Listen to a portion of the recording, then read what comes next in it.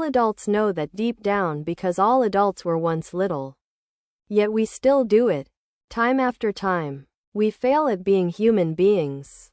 Ted, yes. Yes. I know it's getting repetitive, but I loved him. If men like Ted exist, the question man or bear would never even be there because he was so pure, innocent, and lovely. I loved his story. And I loved how Fredrik tackled his story. I just love how he views humans and how all his characters are so deeply flawed. Because when I was reading Ted's story, I felt so bad for him. But then I read the part where his mom and Allie are talking. And I felt so bad for his mom, too. I just don't know how to put it into words.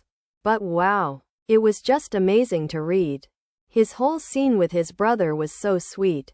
And the whole how words can affect people thing played out here with his brother. And how he got his life in order because of Teddy loved it. Kimcom laughed. Then Jor laughed. And then Ted and Allie laughed too. And perhaps that was the last time they all did that out loud. In such a liberating way. Together. The four most beautiful, loving, caring, precious, cute, lovable, amazing friends, them together was the highlight of this book. Sir, I need what they have. The way these four friends brought me to the verge of tear show they cared for each other so much. They were the epitome of die for each other because I just know that they would die for each other. The way they loved so much but were never loved, it just hurt so much reading that because they were just kids. And they deserved so much better. I want someone to love me like Jor loved Allie and the way Ted loved the artist. Also the way the artist loved all of them. It also shocks me how much happiness these kids could express while living under these circumstances because I am so sure that I could never. The little things in this book were so cute. Like the part where Ted and Jor would bring cookies for the artist. The part where they would teach Allie how to swim. The part where Allie would give Jor the knife. The part where they would go back for the ashes. And the part where the artist drew them all together. It was all so good. A very special thanks to Hoda, who's been nudging me to read Fredrik's books. And I am so glad she pushed me to read this as my first because I was going for Beartown. And I just know that it wouldn't have hit as hard as this did. This was just amazing. I loved updating her at every scene. And her trying to make me cry and ordering me to blink a lot at every sad scene to force tears out of me. Also, loved her review. So check that out as well. I think I wrote so much for this book. But believe me when I say this. No matter how much I praise this book, it will never be enough. Some quotes, scenes that I love. Don't cry for me, Ted. I got to experience everything. It's been a long, long life. And at the end of it, I got to see something unbelievably beautiful. That girl's paintings? No, you. I got to see you. My birthday isn't until tomorrow. She says, I might not see you tomorrow. The man whispers, with kind eyes, is it a horrible thing being an adult? The girl asked, unbearable. The mother replied, "You fail with almost everything. All the time. Are you sure about that?" Louisa asks. Ted raises his eyebrows. Somewhere in the borderland between surprised and insulted. "How do you mean?" Louisa's shoulders bounce. "I just mean, maybe you got the room in the basement so you wouldn't see how sick your dad was the whole time. And how sad your mom was. And maybe your mom was trying to protect you from your big brother?" Ted stares across the sea, squinting at the sun, with shame washing through him. All these years. And he has never even considered that. It's hard to be little. Hard to be big. Hard to be everything in between. So he turns toward Louisa and says, "It wasn't only bad. It was a love story at first.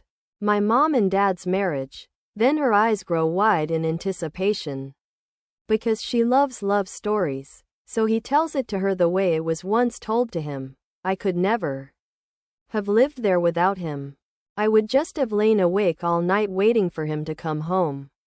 I would have had to throw away all the eggs because he was the only one who ate them. But I would have forgotten not to buy them. I would have forgotten that he didn't exist. All the time. I would have gotten angry because the light in the bathroom was turned off. Because I used to get so annoyed with him for always leaving it on. I would have saved all his shoes. All his shirts. And I would have been angry with the spring and hated flowers when they appeared because they drowned out the last smells of him. I would have always laid the table for two on the balcony. I would have had to eat all the popcorn myself. I would never have been able to pick a film. If anyone sees the painting, I don't want them to know who I am. I only want to be who I really am. With you. Sometimes you don't appreciate your own blessings. Until you see the envy in someone else's eyes. ___. I am desperate for a 5 stars, and while Beartown was supposed to be my starting journey with Fredrik, Hoda's review and updates for this book got me so hyped up and excited that I can't wait to start this. So excited. Thank you to NetGalley and the publisher Atria for giving me an e-arc. Deborah, who has 140 likes, says, "Absolutely brilliant and beautiful. My friends. I encourage you all to grab a copy of My Friends and enjoy it in your favorite reading spot. I loved this book. All the stars and then some. I love books about found family, underdogs, and flawed individuals. I also love with books with beautiful writing, and Fredrik Backman outdid himself with My Friends. Every single page of this book was a gift. This book evoked emotion, had me rooting for the characters, feeling their pain and their joy. They say beauty is in the eye of the beholder, and there is so much beauty in this book. Beauty in the friendships, beauty in the artwork, beauty in found family, and beauty in the kindness of strangers. There is also love for friends, love for those who are not related to us but become our family, love for family, even if they are horrible, and love of art. It is a piece of art, but it also so much more. It is the embodiment of a bond. It was their life. It was their friendship. It was a found family. It was a summer day. And it was everything to the group of teens who were painted by their friend. The artist Louisa, a young artist herself, sees what the artists intended while looking at the artwork at a museum, while others only see the sea. A chance meeting with the artist in an alley will change Louisa's life. He sees in her what she can't see herself. He sees her beauty, her perceptive eye, her loss, her grief, and her love of art. He bequeaths her the painting and knowingly gives her so much more. Ted, the artist's childhood friend and one of the teens in the painting, gives Louisa the painting, and along their journey together shares with her the story behind the artwork. What a joy this was to read. It is brilliant and beautifully written. I found myself highlighting section after section. My Friends is now my favorite book by Backman. This book gives all the feels while also giving some humor, some smiles, some tears, and some hope. I loved his flawed characters and how they came together and became each other's family. The friendships of our youth are special and life-altering. And Fredrik Backman captured that beautifully.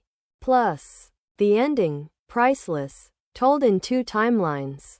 My Friends is a masterpiece itself. Beautifully written, evoking emotion, well thought out, and moving. Highly recommend. A Wonderful Witch's Words Buddy read with Brenda, Norma, and Dory. Please read their reviews as well to see what they thought of My Friends. Thank you to Atria Books and NetGalley who provided me with a copy of this book in exchange for an honest review. All the thoughts and opinions are my own. Read more of my reviews at www.openbookposts.com. Ree, who has 118 likes, says, Stars art is coincidence. Love is chaos. This book is a love letter to friendship, to survival, to the art that connects us when words fail. It's about found families, soul-deep bonds, and the kind of love that doesn't ask to be noticed. It simply is. The greatest treasure one can find in this little life is a good friend. We, as humans, will always crave connection, but friendships? They make up a huge part of our lives, an important one which has the power to either make us or break us. The selfless and unconditional love we witness in friendships is one of the layering foundations for self-love. Friendships in teenage years is a tricky but a very beautiful thing.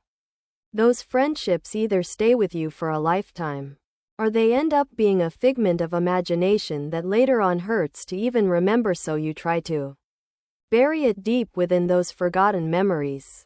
But the friendships that stay? They become your everything. When you're 14 years old, friendship and infatuation are the same feeling. Light from the same star. So perhaps there ought to be a better word for it. But how do I explain that I am freezing to death if I am not seen by you?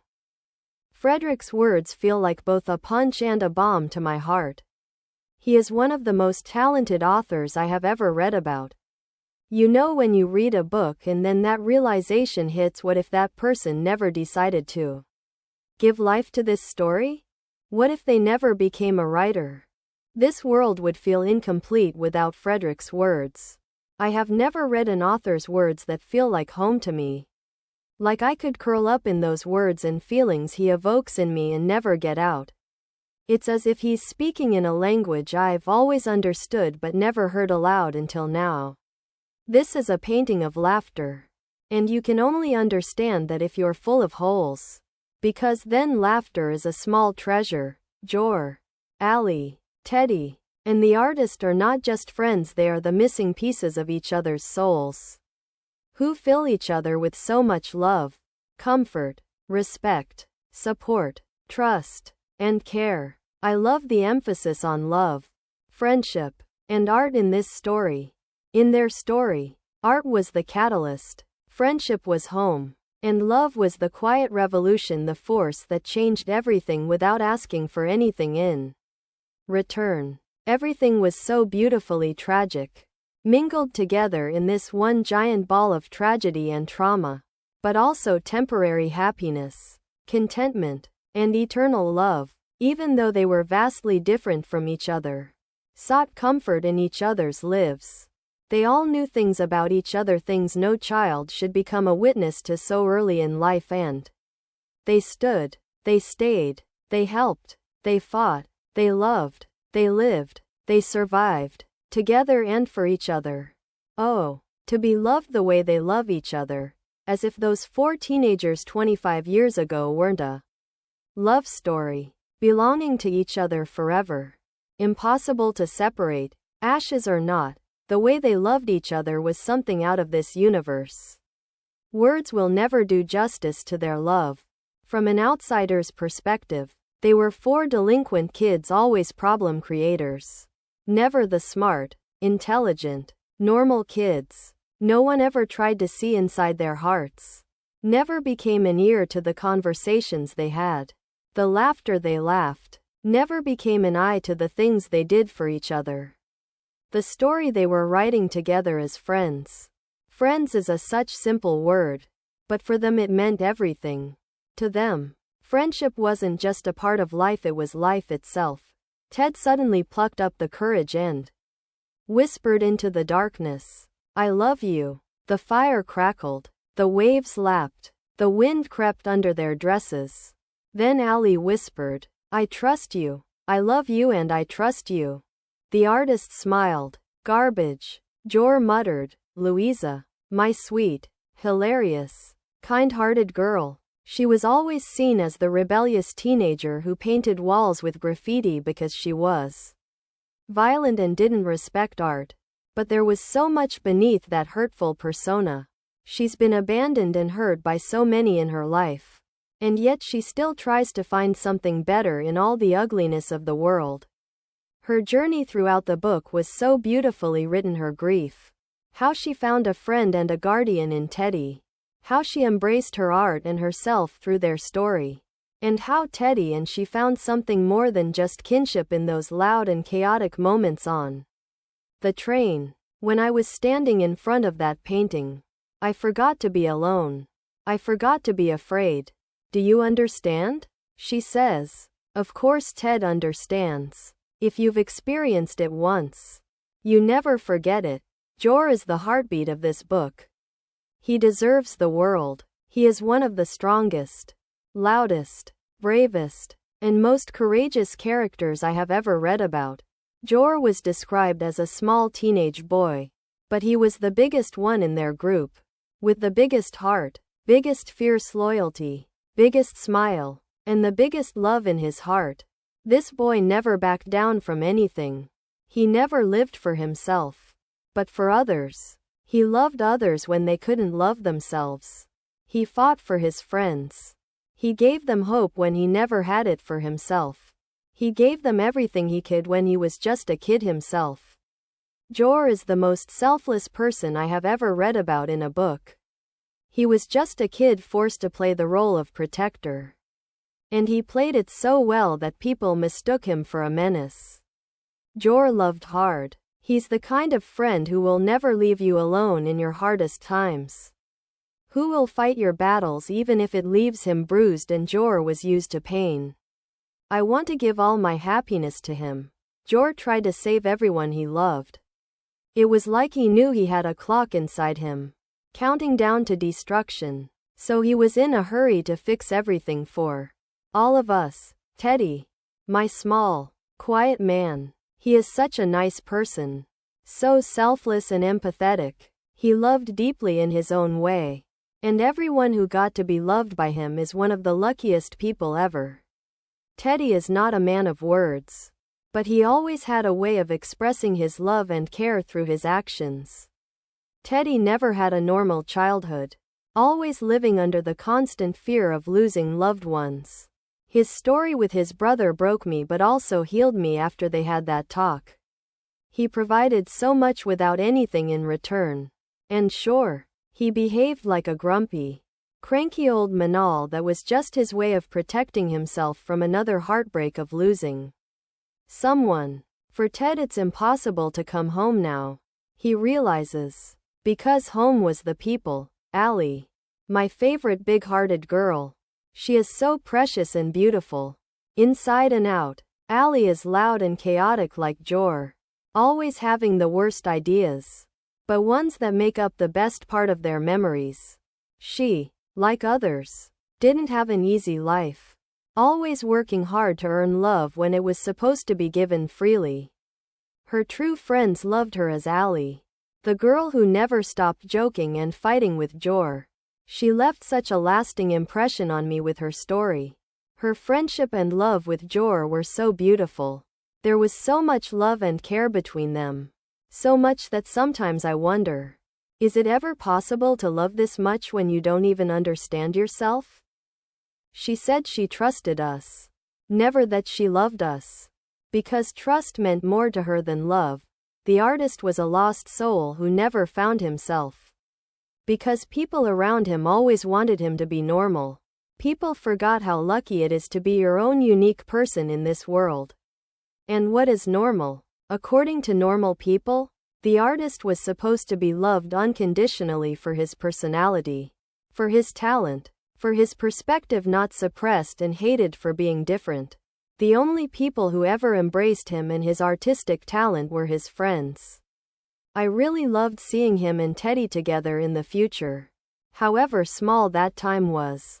It was beautiful and everything. It's been a long, long life. And at the end of it, the artist manages to make someone he loves laugh out loud.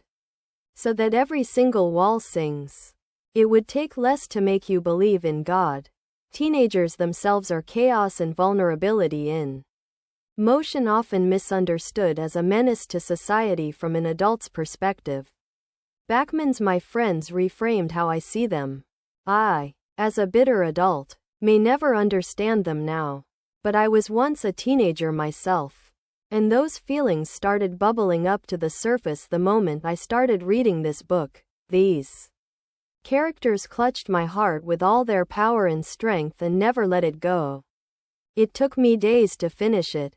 Not because it was boring, but because I needed to spend my time slowly with them. To inject every word into my veins. To tattoo every moment on my brain. Because I want to remember them for a long time. I also had to sit and stare at a blank wall every time I finished reading a chapter and process it all. Every character is so special to me. I want to hug them, love them, and keep them hidden from this toxic, cruel world. The ending was bittersweet but perfect. Some characters deserved more life. Some deserved less. You're all the same. All of you. You can't abandon people who need you. Louisa says. You're one of us. Jorah replies. And that sets a new record for the kindest thing he's said to her. A small love letter to my friends and all the other friendships in this world that saved lives. I met my stupid people when I was 13. The same age the characters of this book met. It hit too close to my heart.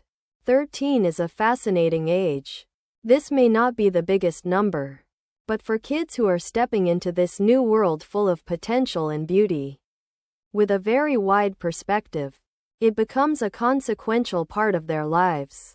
So much of these years shape our entire personality, our lives, and our future. Teenagers are hopeful about their future, about growing up and learning new things, alone and together with other people. These hungry souls want companionship and conversations, love and acceptance, space to grow, and time to understand themselves. No adult can fulfill the place a friend can during that time.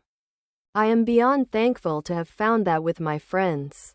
And to everyone loved by a friend, I hope you know how lucky you are to experience this type of love in this cruel, beautiful world. That's all childhood friends are. People stuck on the same island. If you find a single one of them, you can cope with almost anything. Many thanks to NetGalley for providing me with an e-arc of this book in exchange for an honest review. This book healed me, broke me, finished me, changed me in so many ways. One of the best books I have ever read in my life. RTC. I am not prepared to be heartbroken. The literate leprechaun vacation slow to respond who has 41 likes says. Backman highlights a motley crew of broken souls who, although most often understood and overlooked because of their age, are guided by fierce friendships they've forged at the end of a pier and who are desperately piecing back together pieces of themselves through the healing power of art. Yes, there's a need for caution regarding F-bombs. Yes, sometimes the humor is a little off-color and flat. Yes, there are scenes included that don't further the plot. But, I believe, I like to power through a book when I have downtime. But I couldn't do it with this one. I needed time to digest what I read before dining again. There are so many truths and Backman offers so much to contemplate. Such as the joy of parenting, fragility of life, driving force of coincidence, things we try to remember and what we try to forget, why one would wish the world was full of broken clocks, that loyalty is a superpower, difference between being loved and receiving love, idea that some art should belong to Everyone concept that time is a thief, importance of seeing the beauty in everything, importance of leaving room to be inspired, necessity of finding value, of defining success, illusions of poverty and wealth. Backman's story about how a kind word or deed can have transformative ripple effects, how art can heal, and how lasting childhood friendships can sustain us is one you'll want to put on your reading list, I promise. Jor, Ted, and Allie will pull at your heartstrings and cause you to see things differently. I was gifted this copy by Atria Books and NetGalley and was under no obligation to provide a review. Melissa Semi-Hiatus for Work, who has 256 likes, says, "That's all of life. All we can hope for. You mustn't think about the fact that it might end. Because then you live like a coward. You never love too much or sing too loudly. You have to take it for granted. The artist thinks. The whole thing. Sunrises and slow Sunday mornings and water balloons and another person's breath against your neck. That's the only courageous thing a person can do."